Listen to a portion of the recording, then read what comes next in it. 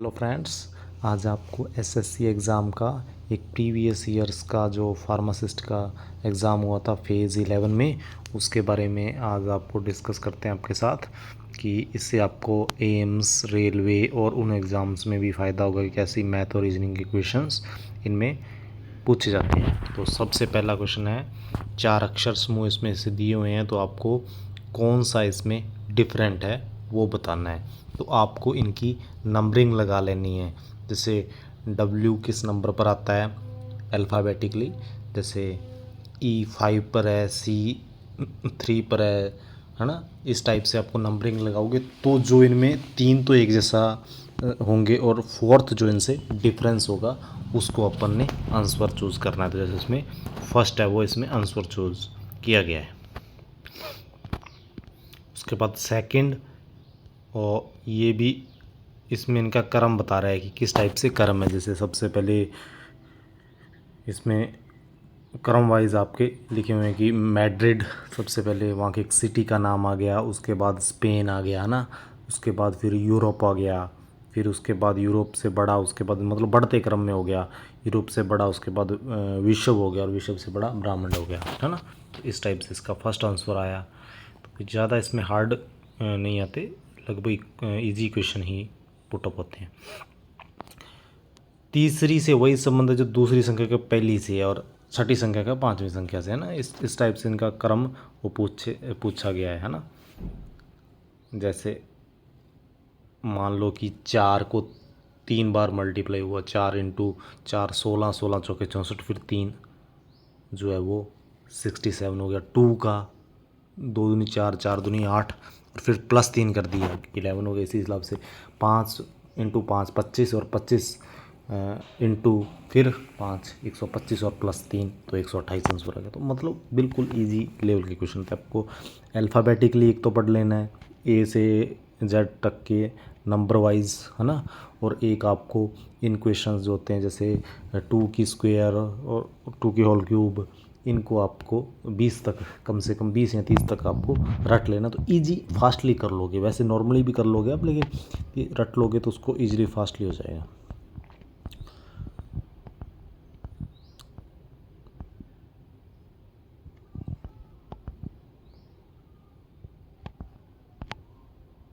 इसमें अंग्रेजी शब्दकोश के हिसाब से इनको बताया गया है कि ABCD जैसे वो डिक्शनरी में होता है ना। तो उस हिसाब से आप देख सकते, पहले A आता है फिर B आता है, उस हिसाब से आप पहले P आ गया, फिर L आ गया, फिर उसके बाद तीसरे से स्टार्ट होगा कि पहले A आएगा फिर उसके बाद। तो ये थोड़ा सा टाइम टेकिंग होता है, लेकिन बिल्कुल ईजी लेवल के क्वेश्चन आते हैं। फिर ये किस हिसाब से बन रहे हैं ना, आगे के आगे पहले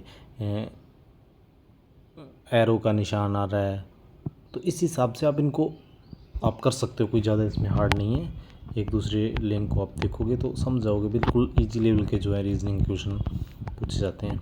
और ये तो बिल्कुल ब्लड रिलेशन का इजी क्वेश्चन ही आएगा, आप देख सकते हो इसको। बिल्कुल इजी लेवल के क्वेश्चन पुटअप होते हैं इन एग्ज़ाम्स में। फिर दर प्रतिबिंब रखा उसके सामने तो उसका उल्टा हो गया है ना, सभी को उल्टा कर दोगे तो आप सेम वही क्वेश्चन है, इसका आंसर आ जाएगा। तो इनमें कोई मतलब वो हार्ड नहीं होता, बिल्कुल इजी लेवल के क्वेश्चन पूछे जाते हैं। फिर ये अक्षरों का समूह हो गया, लाइन वाइज जैसे चल रहा है उसी टाइप से GHYTH के है ना। तो वही आप लाइन वाइज उनको बना सकते हो। हर किसी का आप चेक कर लोगे कि H के बाद K आ रहा है ना, तो फिर Y के बाद क्या आ रहा है, तो उस हिसाब से आप देख सकते हो। Q आ रहा है ना, H के बाद K आ गया, तो Y के बाद इसमें Q आ गया, फिर T आ गया, देख सकते हो। कोई इसमें ज़्यादा नहीं है वो। फ्रेम्स को किस टाइप से लिखा जाता है, फिर इनकी नंबरिंग लिख लो। जैसे फ्रेम्स आया, फ्रेम्स किस नंबर पे ABCDEF 6 नंबर पे F है, R कितने नंबर पे A 1 नंबर पे, इस टाइप से लिख लो। फिर HTCPHV की इस टाइप से नंबरिंग लिख लो, और फिर नंबरिंग को मिला लो कितने का गैप आ रहा है, या कैसे ऊपर से 1 है और फिर 26, मतलब इस हिसाब से उनको काउंट कर लो। नंबरिंग लिख के फिर इन क्वेश्चंस को करो, है ना। तो ये आपके ईजी हो जाएंगे, कोई इनमें दिक्कत नहीं आएगी। अब नोइज़ी को 53 लिखा जाता है, तो टोन को कितना लिखा जाएगा, है ना। तो ये भी आपके क्वेश्चन आते हैं। इनकी फिर इनकी नंबरिंग लिख लो। उनको काउंट कर लो, नंबरिंग को माइनस प्लस कर लो, है ना, उस हिसाब से आप इनको कर लो। ये लगभग हो जाते हैं क्वेश्चंस। फिर ये उसी टाइप का क्वेश्चन है, पहले का तीसरे से संबंध कर लिया, है ना, तो इनमें कोई ज़्यादा वो नहीं है। ये फिर ब्लड रिलेशन क्वेश्चंस है और ये भी कुछ खास नहीं है। ऊपर लिखा ही किसे एट द रेट अगर ये भी पत्नी है, तो मतलब जेड टी की पत्नी है। समाप्ति एंड हो रहा है और उस साइड आरंभ हो रहा है। दुर्लभ है, बहुत कम मात्रा में, प्रचुर अच्छी मात्रा में हो गया ना, तो वो तो एक सिंपल से आ गए। समीकरण वाला एक क्वेश्चन आ गया, वो ज़्यादा इसमें भी वो हार्डनेस नहीं है, माइनस प्लस आपको करना है और आपका आंसर आ जाएगा।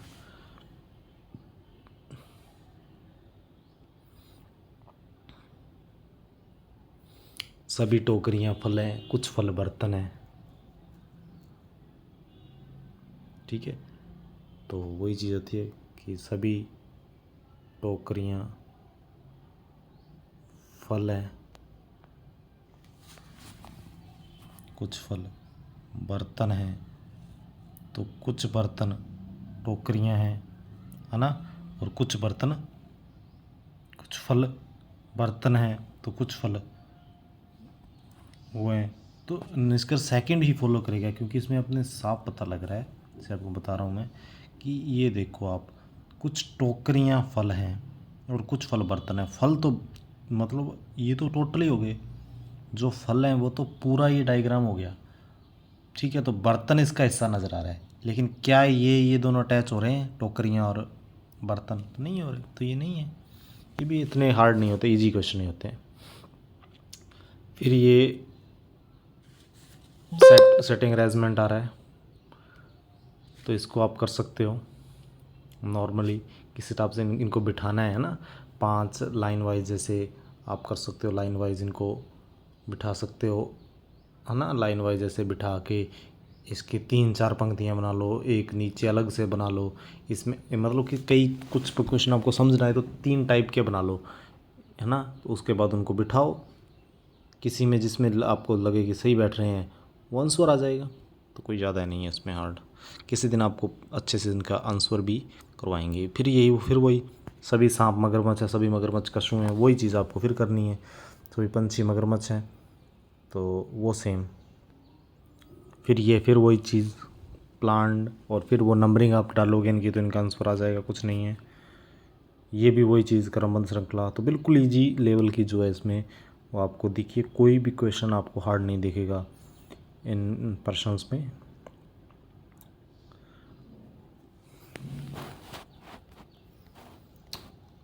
बंगुर नाजुक हो गया, दृढ़ता, तो ये थोड़ा सा इसको इंग्लिश में यदि आप करके देखोगे तो ये इजीली हो जाएगा ना, दृढ़ता साथ, इस टाइम आपको थोड़ा सा कंफ्यूज हो सकते हो।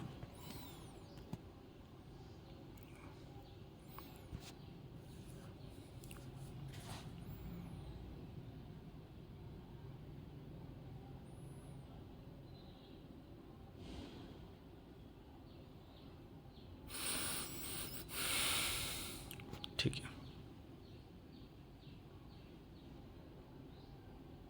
इंटू 1 + 2 इंटू 3 + 4 और इंटू 5, सीधा क्वेश्चन का आंसर आ गया। मतलब इंटू 1 + 2,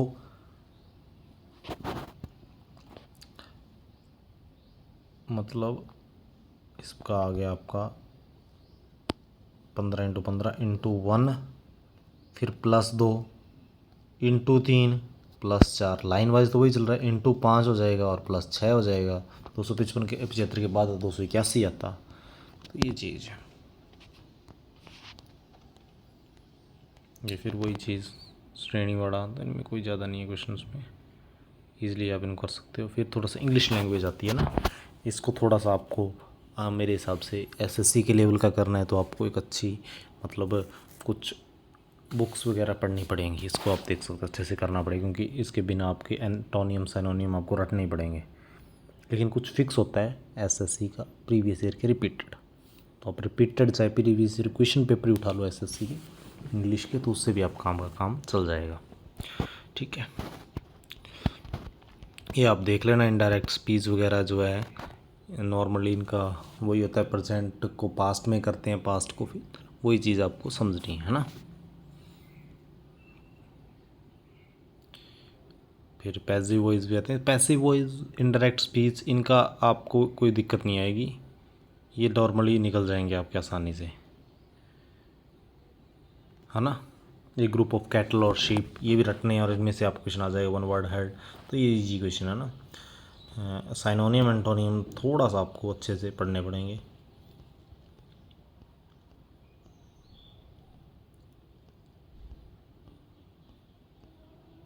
फिल इन ब्लैंक कोई दिक्कत नहीं है, ये इनके भी फोर सिंस इनके वो होते हैं, है ना, रूल्स, उन रूल्स को पढ़ो, आसानी से आप इनको कर सकते हो। और इसमें सभी आ जाते हैं आपके, इफ ईडियम फ्रेजेस भी आ रहे हैं।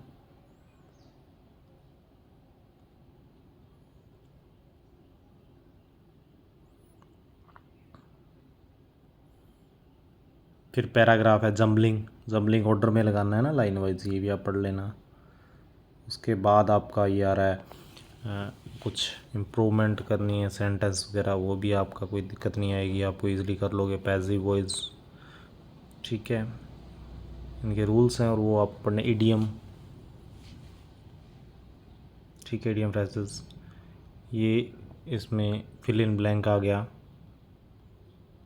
है ना। इसके में कुछ ज़्यादा आपको जो दिक्कत की बात है वो नहीं आएगी, हो जाएगा आपका ईज़िली। और क्योंकि ज़्यादा हार्ड ये भी नहीं है, एटमॉस्फेयर स्लो हो ना, इजीली क्वेश्चन इन्होंने दिए हैं और हो जाते हैं वो क्वेश्चन।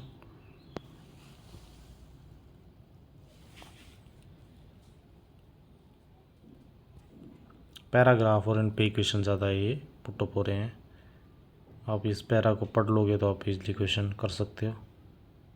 नहीं टाइम होता कई बार क्वेश्चन में आप अटक जाते हो, तो टाइम नहीं होता तो आप इनको छोड़ सकते हो। 100 आपको 200 में से 200 तो लाने नहीं है। फिर ये मैथ के क्वेश्चन है ना, इनको आपको मैथ का तो कुछ वो पढ़ना पड़ेगा, है ना, रूल्स वगैरह सब करने पड़ेंगे, उसके बाद आप इनको आसानी से कर सकते हो, ज़्यादा नहीं है, बिल्कुल इजी लेवल के क्वेश्चन है ये तो। कितने आदमी के हम करते हैं, पुस्तकालय क्वेश्चन हो गए, दूरी वाला क्वेश्चन हो गया, चाल दूरी समय वाला, है ना, तो ज़्यादा नहीं कुछ। हाँ, एडवांस मैथ भी आती है इसमें, एसएससी में, बैंक में नहीं आती, तो इसको थोड़ा सा आपको ध्यान रखना पड़ेगा। बाकी कोई ज़्यादा दिक्कत नहीं आएगी आपको, जितने भी क्वेश्चन कर सकते हो आप अच्छे से करना, हो जाएगा आपका एसएससी फेज़ में।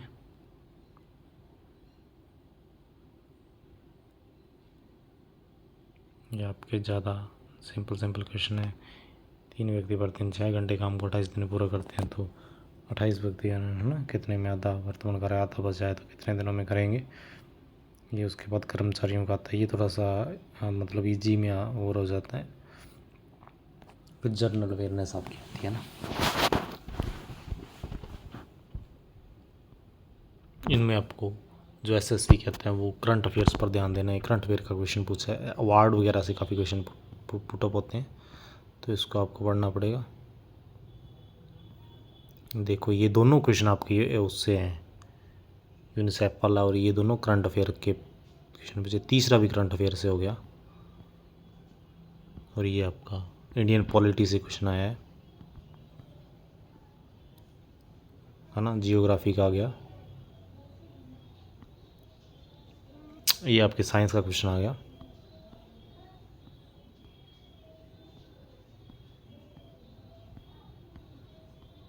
फिर ये क्वेश्चन आपका फोर्थ क्वेश्चन जो है आपका, वो फिर करंट अफेयर से उठाया, ये हिस्ट्री क्वेश्चन आ गया। तो ज़्यादा आपको डीपली जाने की ज़रूरत नहीं है हिस्ट्री वगैरह में, करंट अफेयर पढ़ लेते हो, और ऊपर ऊपर से हिस्ट्री, जियोग्राफी और साइंस तो आपको नॉर्मली दिक्कत आएगी नहीं, फार्मासिस्ट वालों को, है ना। नृत्य वगैरह इसमें से कोई क्वेश्चन पूछ लेते हैं, हिस्ट्री का सिंपल सिंपल ऊपर से जनसंख्या वाला पढ़ लो। और ये फिर 5वां क्वेश्चन आपका जियोग्राफी उससे आया है, करंट अफेयर से। ये मोहरें आ गई, कितनी मोहरें, है ना,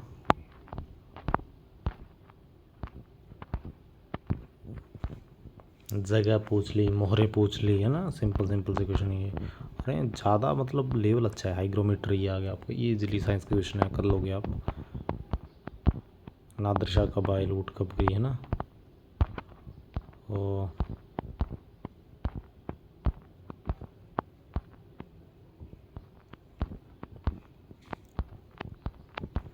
रबी की फसल नहीं, ये चीज़ें तो नॉर्मली होती हैं ना, पढ़ ही लेते हैं, सभी को पता ही होता है। जियोग्राफी ऊपर से पढ़ोगे तो आपका काम चल जाएगा। मतलब संसद हो गया, ये भी हो गया ना। ये फिर उसका आ गया आपका करंट अफेयर से, क्वेश्चन ही मान सकते हैं उसको भी।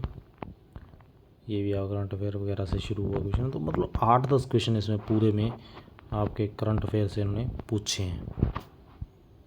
ठीक है, यदि 8-10 क्वेश्चन आपके करंट अफेयर से आ रहे हैं, मैं आपको सभी का बता देता हूँ, 8-10 क्वेश्चन करंट अफेयर से आ रहे हैं, तो आप एग्ज़ाम से 1 साल पहले का करंट अफेयर पढ़ना शुरू कर दो, उससे आपका करंट अफेयर क्लियर हो जाएगा। करंट अफेयर में आपको कोई भी दिक्कत नहीं आएगी।